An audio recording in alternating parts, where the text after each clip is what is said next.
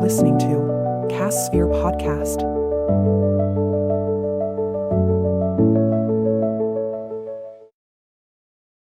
Hey everyone, and welcome back to Cassphere. You know we cut through all the noise and get right to the heart of the matter. And today, we've got a big one. We're diving into artificial intelligence. Oh yeah, AI. Is it going to save the world, destroy it, or, something in between? I've been looking through all these sources. We've got TED Talks, think tank reports, the works, and honestly, kind of conflicted. Conflicted, huh? Yeah, I'm more than conflicted. I am straight up wary. Wary, okay. Every time I open the news, it's AI this, AI that, and not always in a good way. It's like we're giving the keys to the kingdom to, I don't know, someone who's never even driven a car before. Okay, I see that. Mm-hmm. Wary. But come on, there's got to be some part of you that's excited, right? I mean, the potential is insane. Excited. Yeah, excited. Think about it. Personalized education for everyone, solutions to climate change, maybe even curing diseases. No part of you is even a little bit hyped about that. Don't get me wrong, I'm all for progress, but progress without, some careful thinking. Precaution.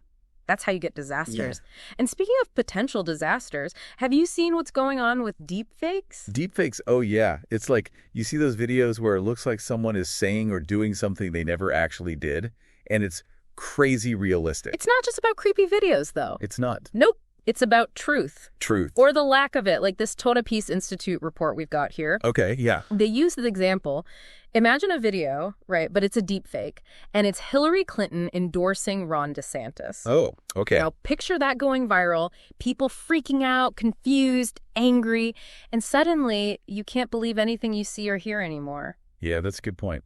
Yeah. And it wouldn't just be politicians, right? Like, this tech could be used to scam people, ruin reputations, all sorts of bad stuff. Exactly. And it plays right into our fears. We're already dealing with misinformation and struggling to trust the media, and deepfakes just make it all 10 times worse. 10 times worse, yeah. If we can't even agree on what's real anymore, how can we function as a society? Mm-hmm. How can we? Okay, I'm with you. Deepfakes are a problem.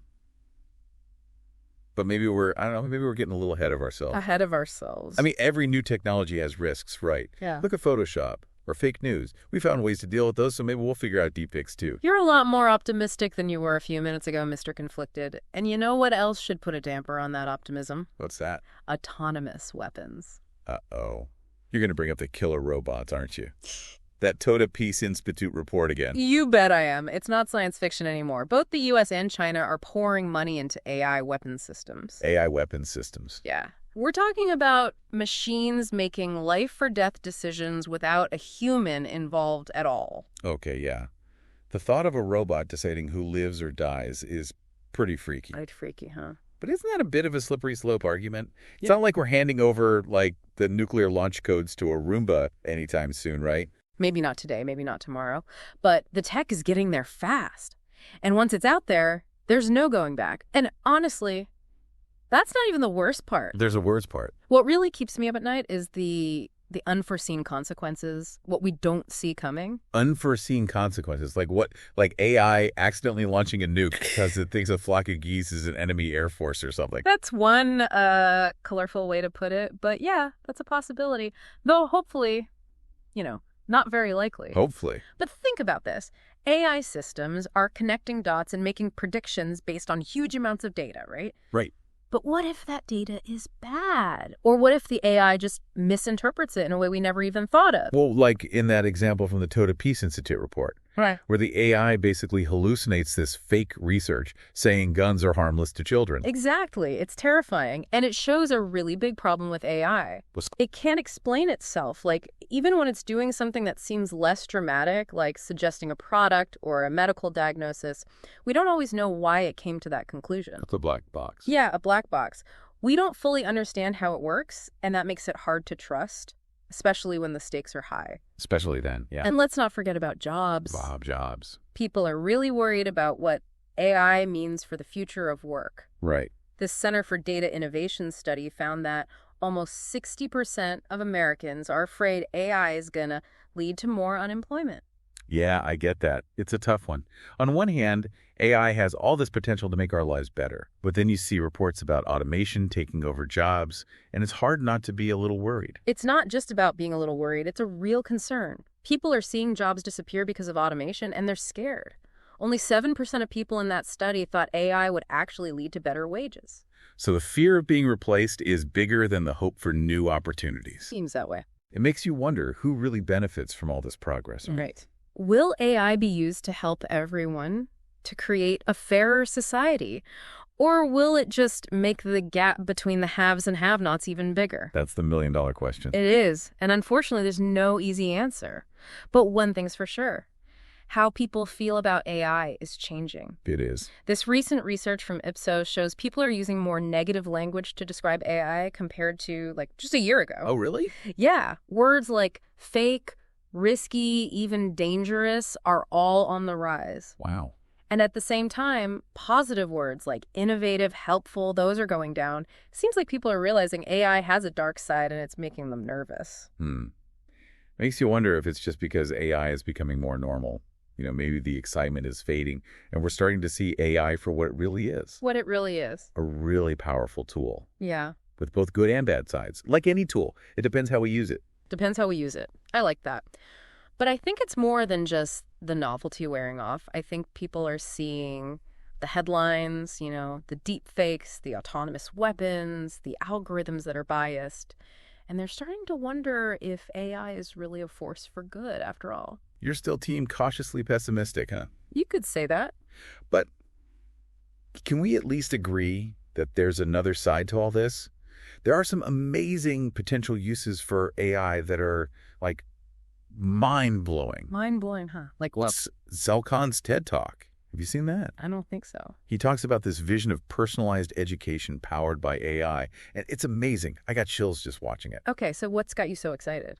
He talks about AI tutors that can adapt to each student's individual learning style, how fast they learn, even their mood. Imagine every kid, no matter where they're from, having access to a world-class tutor. That's the future I want to live in. Sounds nice, but how would that even work? Are we replacing teachers with robots? No. It's not about replacing teachers. It's about AI giving them superpowers. Superpowers. Yeah. AI can handle things like grading, personalized feedback, even basic teaching.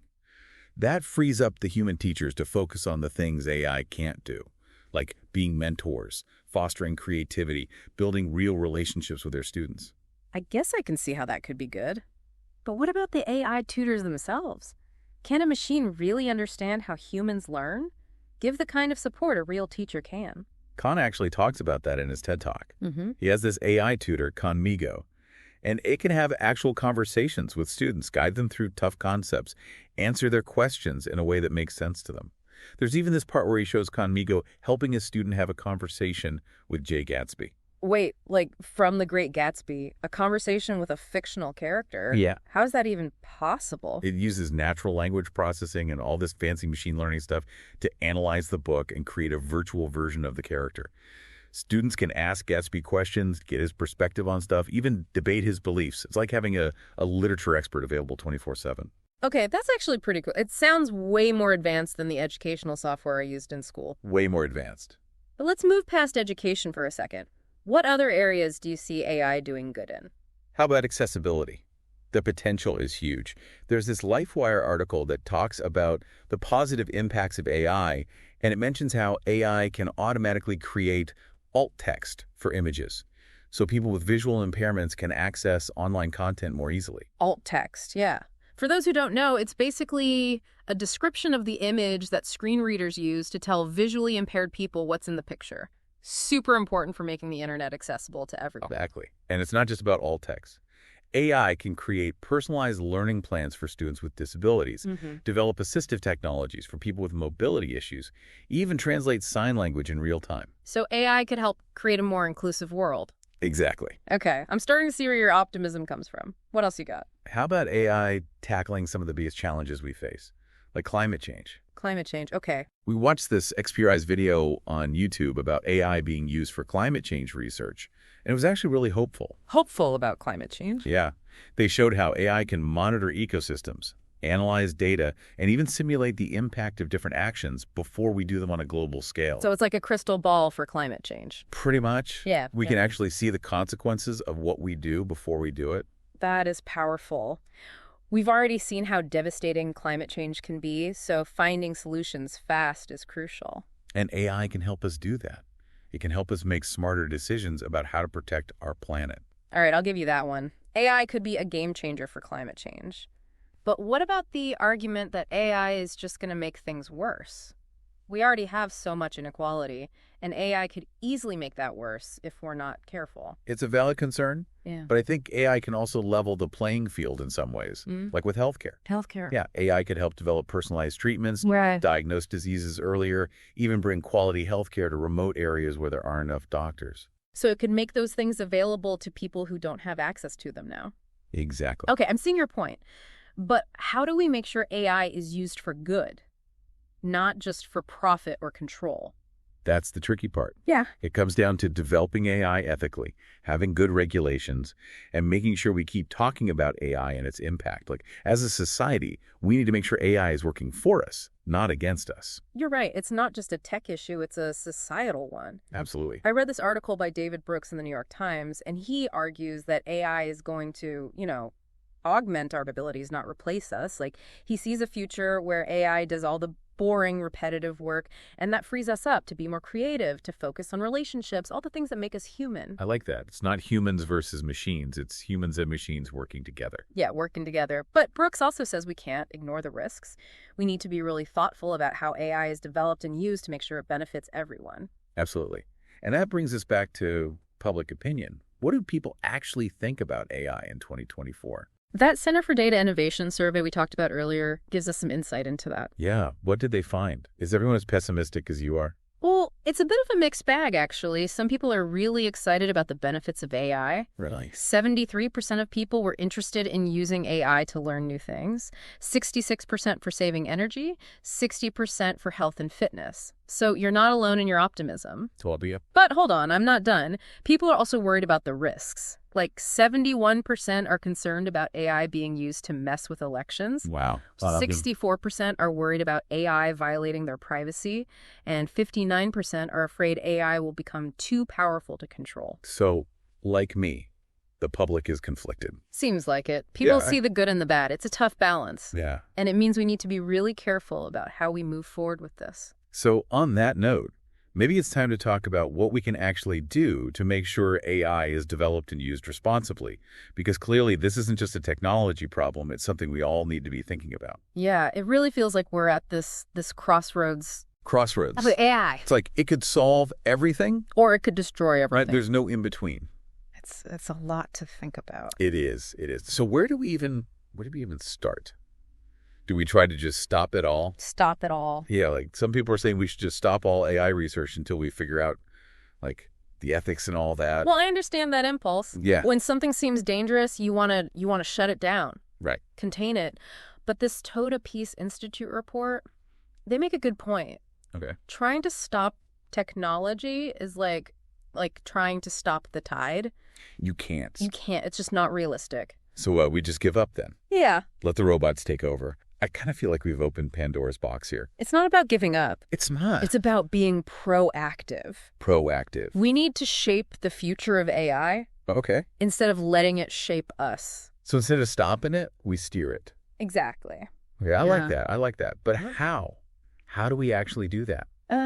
Well, for one thing, we have to make ethics a priority at every single stage of development. At every stage. Not just building a cool new algorithm, but thinking about what that algorithm could do, good or bad, Right. Thinking about the consequences. and making sure it aligns with our values. Okay, I agree. But how do we make sure ethics isn't just like an afterthought? It's going to take a lot of different things working together. Like what? We need the researchers and the developers to really commit to these ethical principles. Right, the people building it. And we need strong regulations, oversight, To keep things in check. to prevent misuse, to hold companies accountable. Right, right. And maybe most importantly, we need everyone talking about this. Talking about AI. Yeah, like a real public discussion about AI and what it means for us. Even the tough conversation. Especially the tough conversations. We have to figure out what we want the future to look like, with AI in it. I think you're right. It can't just be the tech companies or the government figuring this out. It's all of us. We all have a role to play. Exactly. And it's not just about being informed, it's about being engaged. Engaged. Talk to your friends and family about AI.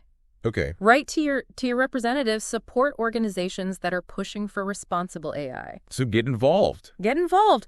I gotta say, you're kind of rubbing off on me. I am. All this talk about potential, about shaping the future, Yeah. maybe, just maybe, we can do this AI thing without ending up in some dystopian nightmare. Fingers crossed. Fingers crossed. Look, AI has the potential to do amazing things. It does. But we have to make sure it's used for good, not for bad. And that's a big responsibility. It is. It is. So to recap, AI is powerful, it's not going away, and it's up to all of us to decide what happens next. It's up to us. This isn't just some tech debate happening in a vacuum, it's about the kind of world we want to live in. Well said. Well said. And with that, I want to thank everyone for joining us on this deep dive into AI.